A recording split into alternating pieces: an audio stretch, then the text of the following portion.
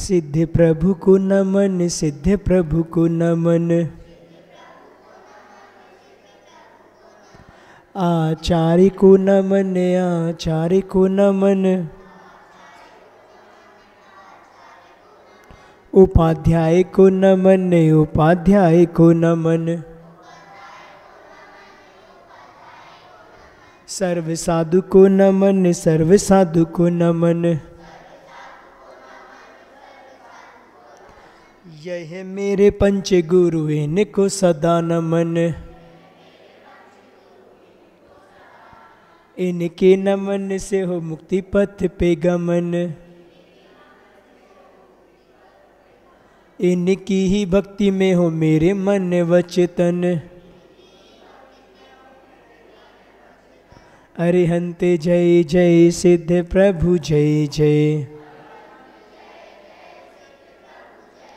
साधु जन जय जय, जिन धर्म जय जय। अरिहंत मंगल, सिद्ध प्रभु मंगल। साधु जन मंगल, जिन धर्म मंगल। अरिहंत उत्तम, सिद्ध प्रभु उत्तम। साधु जन उत्तम, जिन धर्म उत्तम। अरिहंत शरणा, सिद्ध प्रभु शरणा। साधु जन शरणा, जिन धर्म शरणा। चार शरण अघ हरण जगत में, चार शरण अघ हरण जगत में। और न शरणा हितकारी। जो जन ग्रहण करे वे होते। अजर अमर पद के धारी। नमस्कार श्री अरिहंतों को। नमस्कार श्री सिद्धों को। आचार्यों को, उपाध्यायों को। सर्वलोक के संतों को। सर्वलोक के संतों को। पंच परमेष्टि भगवंतों की, आचार्य गुरुदेव भगवंत श्री विद्यासागर जी महाराज की, तीन कमनों कोटि मुनि महाराजों की, आचार्य मानतुंग स्वामी महाराज की। चलिए, भक्तांबर के अपनों ने 5 पढ़ लिए थे ना, 5 का एक बार अपन पाठ कर लें। बच्चों सबको समझ में आ रहा है ना? चलो आज आप पहले पाठ कर लें, फिर हम बताएंगे आप लोग को। चलिए। भक्तामर प्रणते मौलिमणि प्रभाण मुद्योतिकं दलित पापितमो वितान। सम्यक प्रणम्य जिन पाद युगम युगादा। बालम्बनं भवजले पतितां जनानां। यः संस्तुतः सकले वाङ्मये तत्त्वबोध। दुद्बुद्धि बुद्धिपटुभिः सुरलोकनाथैः। स्तोत्रैः जगत्कृतैश्च तिहरैरुदारैः। स्तुषे किलाहमपि तं प्रथमं जिनेन्द्रं। बुद्ध्या विनापि विबुधार्चितपादपीठ। स्तोतुं समुद्यते मतिर्विगतत्रिपोऽहं। बालं विहाय जलसंस्थित बिन्दुबिम्ब। मन्याकायीक्षति जनः सहसा ग्रहीतुं। वक्तुम गुणान गुण समुद्र शशांके कांतान कस्ते क्षम सूर्य गुरु प्रथमोपि बुद्ध्या कल्पांते काल पवनोदति नक्रचक्रम कुबातरीतुमलमम्बुनिदिम्बुजाभ्यां सोहम तथापि तव भक्तिवशान्मुनीस कर्तुं स्तवं विगत शक्तिरपि प्रवर्त्या प्रीत्यात्म वीरमविचार मृगी मृगेन्द्रम न वेति किम निज शिशो परिपालनार्थम। 5 पढ़ लिए थे अपन ने। कल 5वें श्लोकों में अपन ने किसका उदाहरण पढ़ा था? मृगी का। जिस प्रकार सामर्थ्य नहीं होते हुए भी वह मृगी अपने बच्चे को बचाने के लिए सिंह के सामने खड़ी हो जाती है, उसी प्रकार भगवान हमारे पास भी शक्ति से रहित हूँ, फिर भी भक्ति के वश आपकी स्तुति यहाँ करने के लिए मैं तैयार हुआ हूँ। मतलब अंदर से भक्ति प्रेरणा दे रही है उमड़ती हुई कि हमें तो आपकी भक्ति करना है। कल अपन ने समझने का प्रयास किया था और कल हमने आप लोग को तीर्थंकर के बल के बारे में ही बताया था, याद है ना? कितना बल होता तीर्थंकर का? आखिरी वाला बता दो। असंख्यात इंद्रों के बल के बराबर एक तीर्थंकर में बल होता है। इंद्रों का सामर्थ्य संसार में कितना बड़ा है, लेकिन उनका सामर्थ्य भी तीर्थंकर के बल के आगे नगण्य है। बात समझ में आ रही ना? चलिए अपन अब 6वें काव्य की ओर जाते हैं और इसमें आचार्य महाराज कह रहे हैं कि मेरी भक्ति ही, मतलब स्तवन जो आपकी स्तुति कर रहे हैं वह स्तुति ही मात्र मेरी भक्ति का कारण है, मुझे और कोई प्रयोजन नहीं है। सिर्फ इसलिए हम आपकी स्तुति कर रहे हैं कि मेरे अंदर एक भक्ति उमड़ रही है। उसी बात को लेके काव्य आचार्य महाराज कह रहे हैं, उसी को अपन पढ़ने का प्रयास करेंगे। अल्पश्रुतम श्रुतिवतां परिहास्य धामे तद्भक्तिरेव मुखिरी कुरुते वलान्मां यत्कोकिलः किलमधौ मधुरं विरौति तच्चार्म्य चारुकलिका निकरे के हेतु। समझ में आ गया ना? सबको पढ़ते बनता? हम पढ़ाएं किसी खड़ा करके? कौन बच्चा सुनाएगा? चचा बताओ ये वाला। क्यों सुनाओगे? ये वाला नहीं, जिनको आता है उनको नहीं, जिनको नहीं आता वो सुनाए। पहली बार कौन पढ़ रहा है? चलिए एक बार और अपन इसका पाठ कर ले रहे।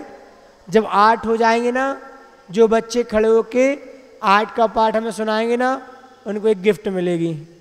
अब आप लोग याद कर लेना, ठीक है? अल्पश्रुतम श्रुतिवतां परिहासे धामे तद्भक्तिरेव मुखिरी कुरुते वलान्मां यत्कोकिलः किलमधौ मधुरं ब्ररोति तच्चार्म्य चारुकलिका निकरैक्य हेतु। यहाँ पे 2-3 चीज़ समझने की है। एक अल्प और श्रुतम लिखा ना, तो अपन को अल्पश्रुतम, ठीक है ना, मिला के पढ़ेंगे। दूसरा यहाँ पे मधु उच्चारण विरौती, विरौती नहीं पढ़ेंगे, विरौती। और निकरैक हेतु, या कुछ शब्द है ना, उनका स्पष्ट उच्चारण हमारे लिए होना चाहिए। तो अल्पश्रुतम, शाका पा के साथ भी सुराघात करेंगे, संधि अक्षर है, और श्रुतम के साथ तो पढ़ ही रहे हैं अपन, ठीक है ना? अल्पश्रुतम श्रुतवतां परिहास धामे तद्भक्तिरेव मुखरी कुरुते वलान्मां यत्कोकिलः किलमधौ मधुरम विरौति तच्चार्म्य चारुकलिका निकरैक्य हेतु। ठीक है, तो इसमें आचार्य महाराज क्या कह रहे हैं? अल्पश्रुतम मतलब अल्प श्रुत को जानने वाले, श्रुत मतलब शास्त्रों का, तो अल्प श्रुत का ज्ञाता अतिव श्रुत बताम, अल्प श्रुत को जानने वाले श्रुतवताम मतलब विद्वानों की, परिहास धामे अर्थात हंसी के पात्र। परिहास मतलब क्या होते हैं? हंसी, और धाम मतलब उसके पात्र। तो अल्प शास्त्रों का ज्ञाता अतएव विद्वानों की हंसी के पात्र। माम मतलब मुझको, तद भक्ति, तद मतलब आपकी, और भक्ति आपकी भक्ति, एव बलात् ही जबरन क्या कर रही है? मुखरी कुर्ते मतलब बोलने के लिए प्रेरित कर रही है, बाचाल मतलब प्रेरित कर रही है। किल, किल मतलब होता है निश्चय से। क्या? मधु कोकिला। यहाँ तक तो उन्होंने पहले बता दिया, फिर इसके बाद एक उसका उदाहरण दे रहे हैं, एग्जाम्पल दे रहे हैं। पहले कह रहे हैं अल्प शास्त्रों का ज्ञाता मैं, हाथ विद्वानों की हंसी का पात्र, मुझको आपकी भक्ति जबरन बोलने के लिए प्रेरित कर रही है। पहली दो लाइन से अर्थ निकल रहा है। फिर कह रहे हैं निश्चय से मधु कोकिला यत मधुरम बिरौती, अर्थात मधु मतलब होते हैं वसंत ऋतु, जो अभी होके गया ना। अभी इसके पहले कौन सी ऋतु थी? बसंत ऋतु ना। अभी भी बसंत ऋतु चल रही है ना, क्यों? कौन बताएगा? वसंत ऋतु जो होती ना, जिसमें आम की मंजरियां खिल जाती हैं, वही बात यहाँ बता रहे हैं कि वसंत ऋतु में कोकिला मतलब कोयल, यत जो मधुरम विरोती मधुर बोलती है, उस समय तच्चा उसमें आम्र, आम्र की मतलब आम की चारु कलिका निकरेक हेतु, अर्थात मोहक, कलिका मतलब मंजरी का, निकरेक हेतु मतलब समुदाय, हेतु है मतलब कारण है, निकर एक मतलब समुदाय ही एकमात्र, एक हेतु मतलब एकमात्र कारण है, निकर मतलब होता है समूह। तो क्या कह रहे हैं कि बसंत ऋतु में कोयल जो मधुर बोलती है, उसमें आम की मोहक मंजरी, जो आम के ऊपर मंजरी चढ़ जाती है, उसके कारण वही एकमात्र कारण है, इसलिए वो उसके मुख से मधुर गान निकल रहा है। उसी प्रकार भगवान मैं भी अल्प शास्त्र का गान जानने वाला अज्ञानी हूँ, विद्वानों की हंसी का पात्र हूँ, लेकिन फिर भी मेरे मुख से आपकी भक्ति जबरन ही बाचाल मतलब मुझे प्रेरित कर रही है करने के लिए। समझ में आया ना? इसका भाव समझ में नहीं आया? अर्थ समझ में आया? कोई अक्षर जो शब्द जो समझ में ना आ रहा हो पूरे 4 लाइन में, बोलो, चारों चरण में। चारु कलिका से क्या लेना? चारु कलिका निकरे के हेतु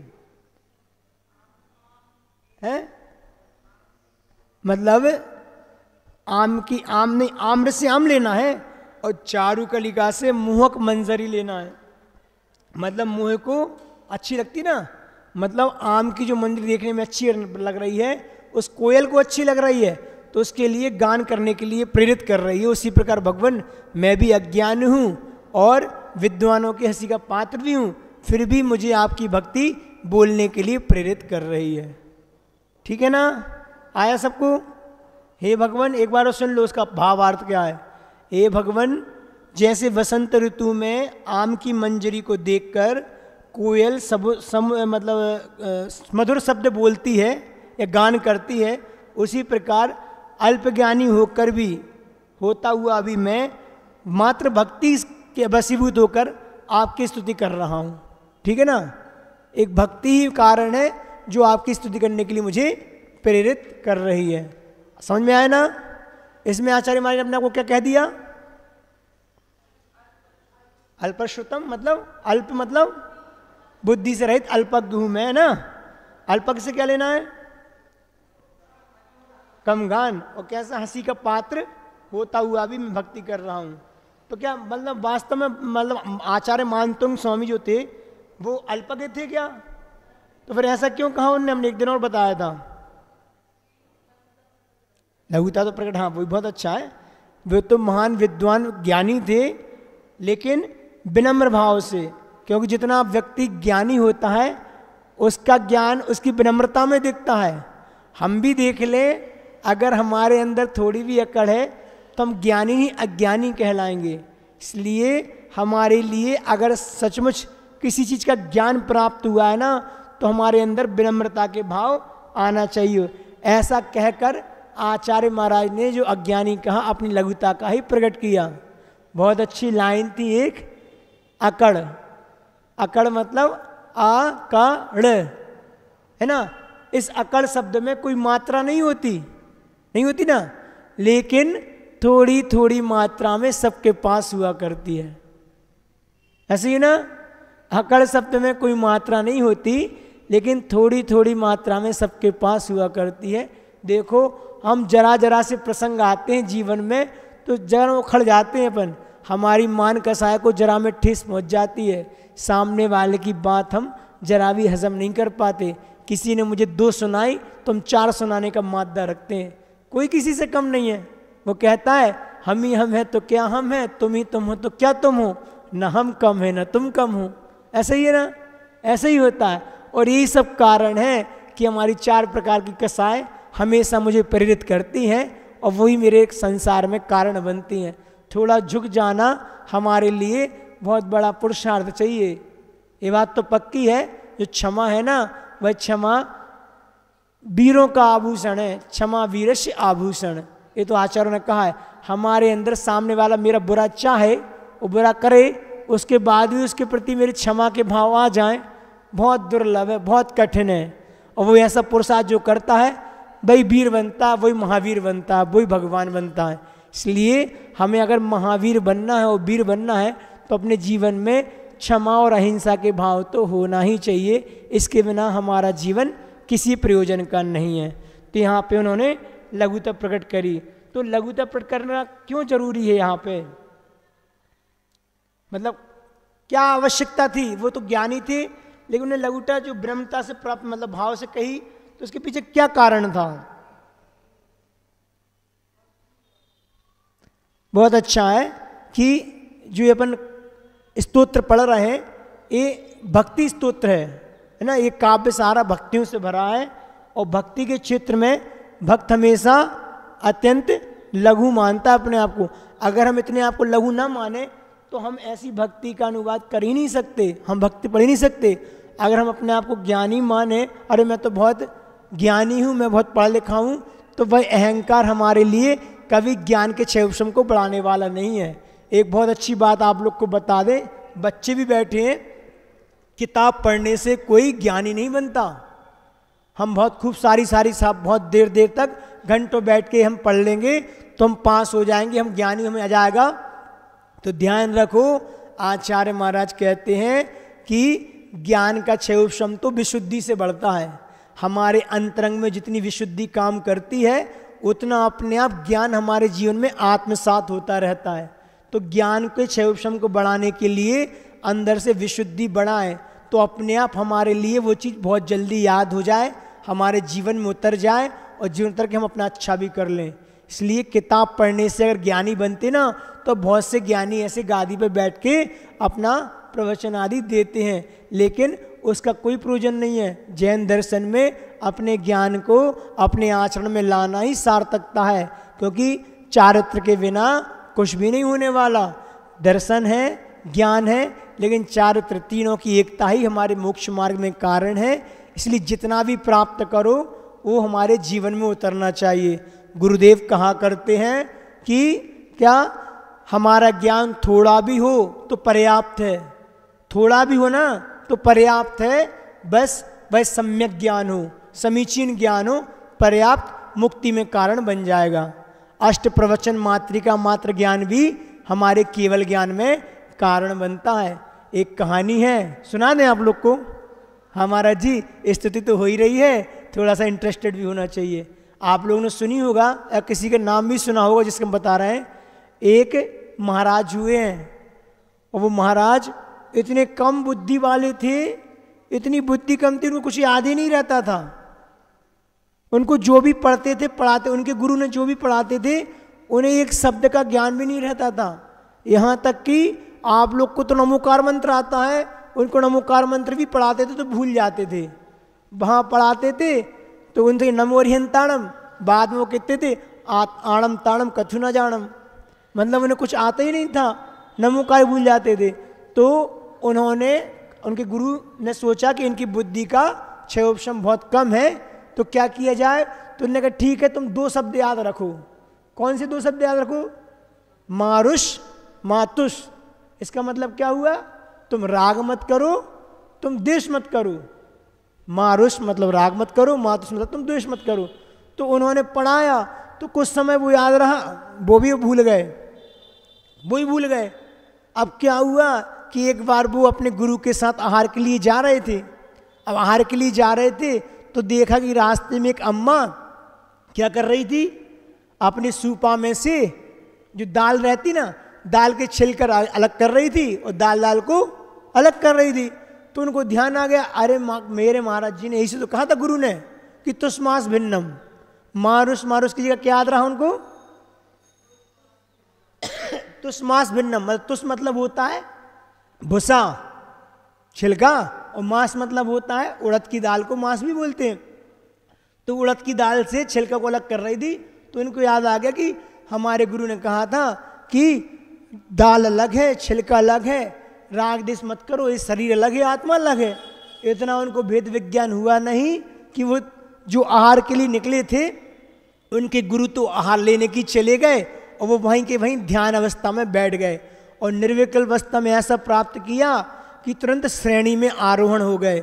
इतनी विशुद्धि बढ़ी और शुक्ल ध्यान दूसरा प्राप्त करते, इसके पूर्व उनको द्वादशांग उनके आत्मसात हो गया। देखो विशुद्धि कितनी काम करती, जिनको नमोकार मन नहीं आता वो शुद्ध केवली संज्ञा को प्राप्त हो गए, द्वादशांग उनके जीवन में आ गया। उसके माध्यम से ने दूसरा शुक्ल ध्यान प्राप्त करके केवल ज्ञान को प्राप्त करके भगवान बन गए।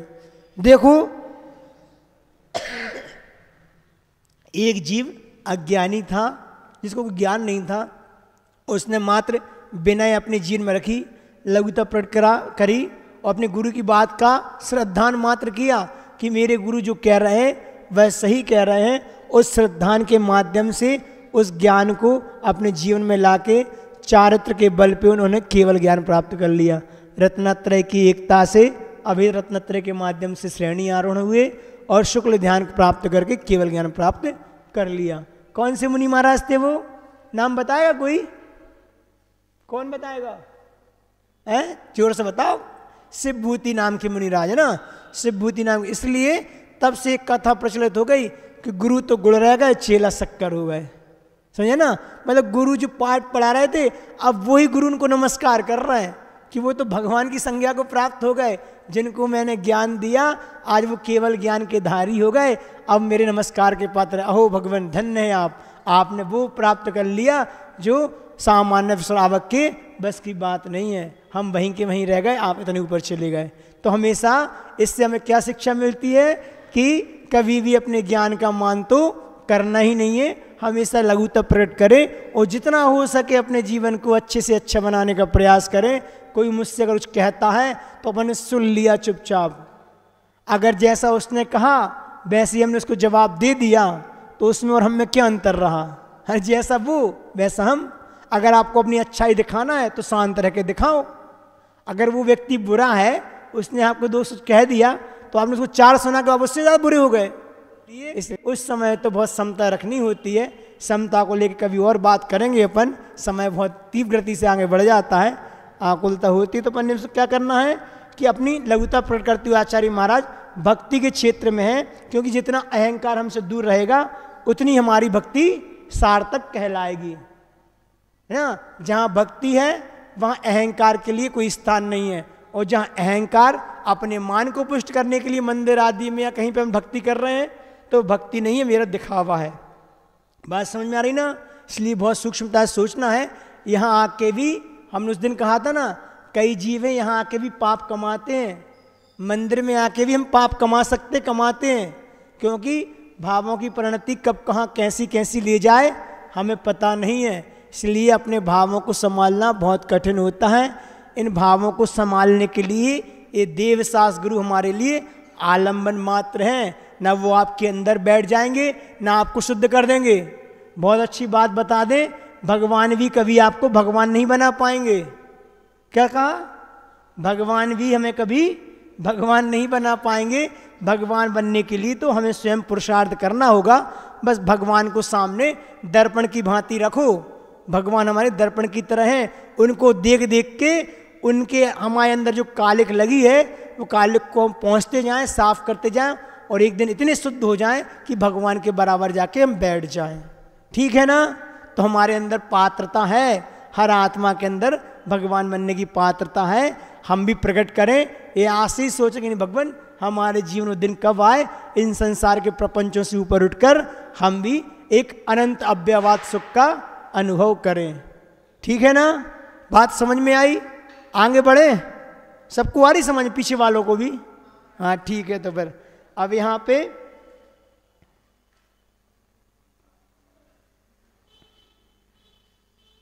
अपन अब आगे का श्लोक लेते, 7वां है ना, एक और ले लें। इसमें क्या कह रहे हैं कि भगवान की, जिनेंद्र भगवान की स्तुति है वह हम नियम से हमारे पाप कर्म के क्षय में कारण बनती है। ठीक है ना, ये बहुत अच्छी बात है कि बहुत से लोग कहते हैं कि शुभ की जितनी क्रिया होती हैं या प्रवृत्ति मूलक जितनी भी क्रियाएं होती हैं वह आश्रम में ही कारण होती हैं, संवर और निर्जरा में कारण नहीं होती। तो यहाँ पे आचार्य महाराज कहना चाह रहे हैं कि नहीं, भगवान की स्तुति, वंदना, पूजा, आराधना, दान, जितने भी जो धर्म है हमारे लौकिक क्षेत्र में हुआ करते हैं, ये सारे पुण्य को ही बढ़ाने वाली नहीं होती, कर्म की निर्जरा में भी कारण होते हैं। मतलब का पाप कर्मों का क्षय भगवान की स्तुति, पूजा आदि से देखा जाता है। उसी बात को आगे बढ़ाने के लिए कह रहे हैं, तत्संस्तुवेन भव संतति सन्निबद्धम पापम क्षणाक्षय मुपैति शरीर भाजम आक्रांत लोके मल नील मशेष माशु सूर्यांशु भिन्न में विसारवर मंदकारम। आ गया? एक बार और पढ़े, सबको आ गया? अब चूंकि सबको आता है इसलिए अपन एक एक बार पढ़ के आगे बढ़ते जाएं। अगर यहाँ पर कुछ समझ में नहीं आ रहा तो और बता दे रहे हैं। क्षणाक्षय मुपैति शरीर भाजाम त्वत्संस्तवेन भव संतति सन्निबद्धम, है ना, आक्रांत लोक मल नील मशेष मासु सूर्यांशु भिन्न में विसारवर मंदकारम। क्या कह रहे हैं यहाँ पे आचार्य महाराज? तत्संस्तवेन मतलब आपका स्तवन या आपकी स्तुति से, शरीर भाजाम मतलब शरीर को धारण करने वाले प्राणियों के, भव संतति, भव रूपी संतति, संतति मतलब परंपरा, तो अनेक भवों के सन्निबद्धम बंधे हुए, पापम मतलब पाप कर्म, आक्रांत लोकम संपूर्ण लोक में, अलिनीलम सूर्यांशु भिन्नम मतलब अली किसको बोलते हैं? भौरे को। तो भौरे के समान काले, और सूर्यांशु भिन्नम से सूर्य की किरणों से भिन्न भिन्न मतलब छिन्न भिन्न होने वाले, सारवारम। आ रहे ना, फिर से बताएं। तत्संस्तवेन मतलब आपके स्तवन से, शरीर भाजाम भव संतति सन्निबद्धम प्राणियों के अनेक भवों के बंधे हुए, पापम पाप कर्म क्या होते हैं? आक्रांत लोकम, आक्रांत संपूर्ण लोक में, अलिनीलम मतलब भौर के समान काले, और सूर्यांशु भिन्नम सूर्य की किरणों से छिन्न भिन्न, सारवारम अशेष अंधकारम इव। सारवारम मतलब सार मतलब रात्रि संबंधी, सारवार किसको बोलते हैं? रात्रि को बोलते हैं। तो रात्रि संबंधी अशेषम मतलब समस्त, अंधकारम इव अंधकार की तरह, क्षणात, क्षणात मतलब क्षय को, आशु क्षयम उपैति तो शीघ्र ही क्षयम विनाश को उपैति प्राप्त हो जाते हैं। उपैति से क्या लेना है? प्राप्त हो जाते हैं। तो क्या हुआ इसका मतलब? भगवान आपके स्तवन से प्राणियों के अनेक भवों में बंधे हुए पाप कर्म जो हैं वह संपूर्ण लोक में कैसे हैं? भोरे के समान काले और सूर्य की किरणों से छिन्न भिन्न, रात्रि संबंधी समस्त अंधकार की तरह। जब सूर्य का प्रकाश छिन्न भिन्न होता है तो चारों ओर क्या होता है? अंधकार ही अंधकार होता है। तो जिस प्रकार सूर्य छिन्न भिन्न हो जाता है तो रात्रि संबंधी अंधकार की तरह क्षणभर में शीघ्र को विनाश प्राप्त हो जाते हैं, और संपूर्ण लोक में भौरे की तरह समान काले। भौरा सबसे काला होता है ना, एकदम काला होता है। तो अंधकार और कालेपन की तुलना भौरे से, और सूर्य के जाने के बाद जो रात्रि संबंधी अंधकार होता है वो कैसा? विनाश को प्राप्त हो जाता। कब?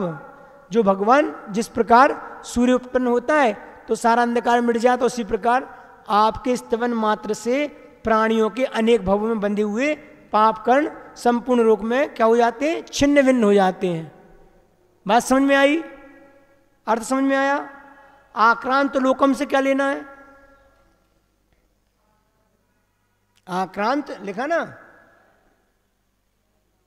आक्रांत लोकम अलिनीलम अशेष आंसू मतलब आंसू, अशेषम आंसू। आक्रांत मतलब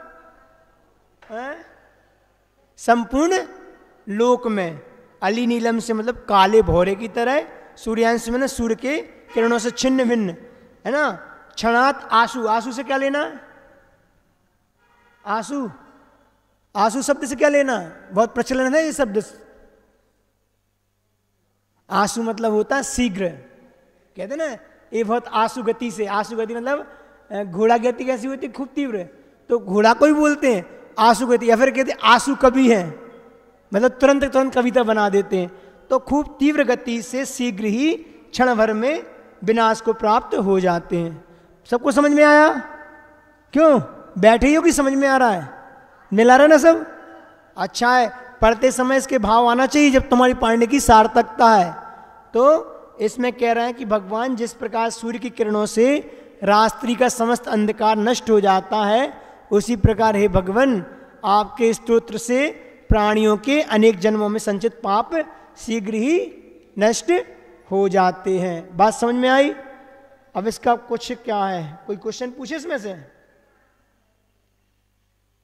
तो अच्छा ये बताओ, मतलब वो तो हमें ही बताना पड़ेगा लेकिन फिर भी बता दे रहे कि भगवान की दर्शन, वंदना और भक्ति से कर्म क्षय होती है। हमने भी बोला था ना कि कुछ लोग मांग नहीं होते, इस होने से इस तरह आगम में ऐसा कहीं उल्लेख मिलता है क्या कि हाँ ऐसे क्षय होते हैं? तो बहुत अच्छा, धवला पुस्तक 6 में आया है कि जिन बिंब दंसनेण, अर्थात भगवान के बिंब के दर्शन करने से निधत्ति निकाचित भी मिच्छत आदि कम कलावस्य खय दंसनादो होदी। क्या कह रहे हैं कि जिन बिंब के दर्शन से, भगवान के दर्शन से निधत्ति और निकाचित रूप से बंधे हुए मिथ्यात्ववादी जो कर्म है, उनका कर्म कलाप, उनका क्षय देखा जाता है। निधत्ति निकाचित किसको कहते हैं? ऐसे कर्म भी हम बांधते हैं जो नियम से अपना फल दें, लेकिन वो फल एक भगवान के जन्म के दर्शन से इतनी विशुद्धि कारण करती है, अगर अच्छे भावों से करते हैं तो ऐसे कर्म भी अपने आप क्षय को प्राप्त हो जाते हैं, मतलब उनका फल नहीं भोगना पड़ता।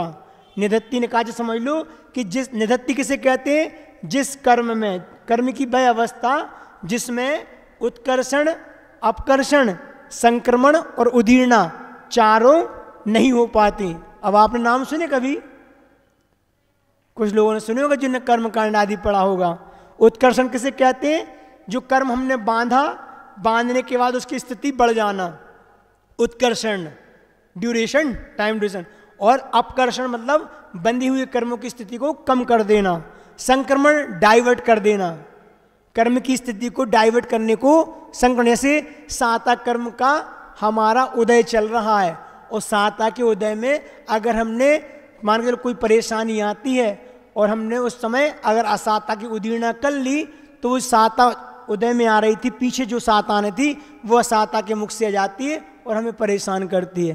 कुल मिला के जो बनी हुई प्रकृति है उनको डाइवर्ट करना दूसरे रूप में वह संक्रमण होता है। और चौथा उदीर्णा, समय से पहले उसको उदय में लाने को उदीर्णा बोलते हैं। जो मेरा कर्म 1 घंटे बाद आना था, एग्जाम्पल, वो तुरंत बुला के हमने उसको उदीर्णा करा दी फ्लो में। जैसे पानी आता है ना टंकी में, टंकी से पानी टोंटी के माध्यम से थोड़ा थोड़ा करके आ रहा है, इसको बोलते हैं उदयावली, उदय से।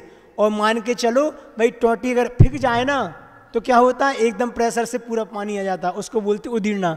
जो पानी 1 घंटे बाद आना था बाल्टी में या नीचे, वो तुरंत फोर्स से 5 मिनट में आ गया, उसको बोलते हैं उदीर्णा।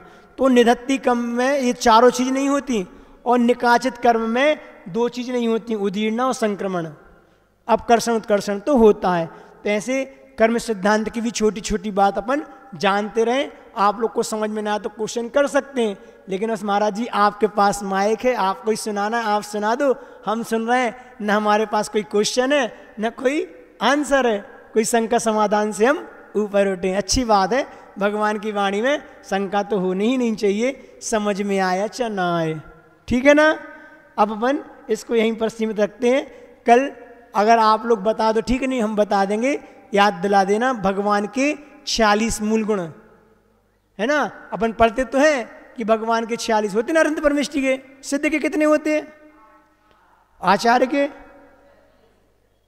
जो नहीं पता वो बता, जिनको पता वो चुपचाप रहा है। बच्चे बताएंगे साधु परमेष्टि कितने होते हैं? नहीं पता किसी को? ओ हाँ, कितने होते हैं? 5 तो पाप होते हैं बेटा, और 5 महाव्रत के धारी साधु होते हैं। 28 मूल गुण होते हैं साधु परमेष्टि के, और उपाध्याय के 25। तो 46, 8, 36, 25 और 28। कम से ये चीज तो याद रखो, ये तो छोटे छोटे बच्चों को याद रहनी चाहिए।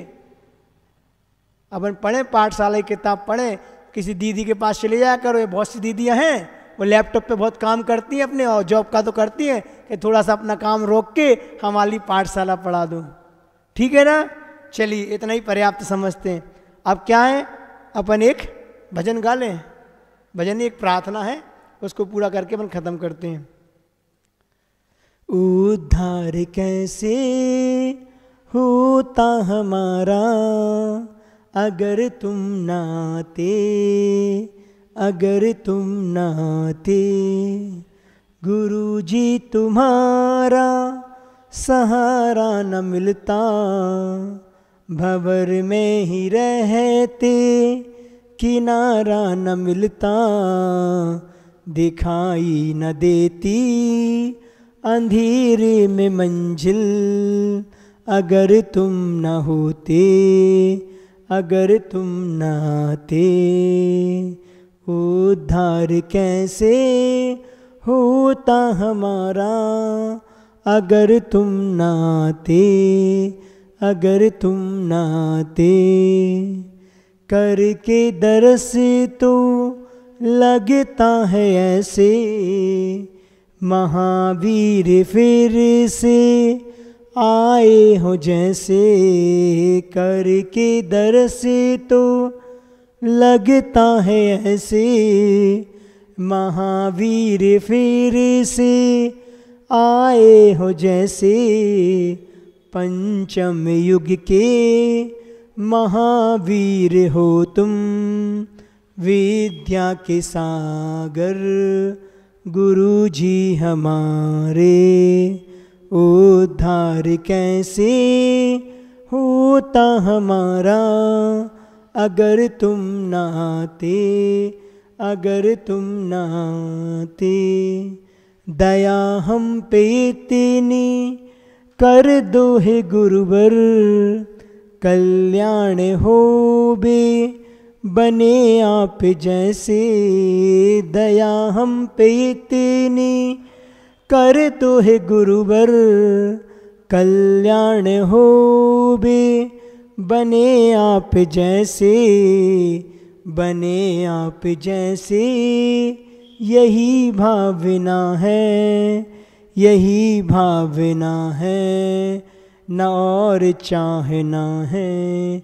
उद्धार कैसे होता हमारा अगर तुम न आते, अगर तुम न आते।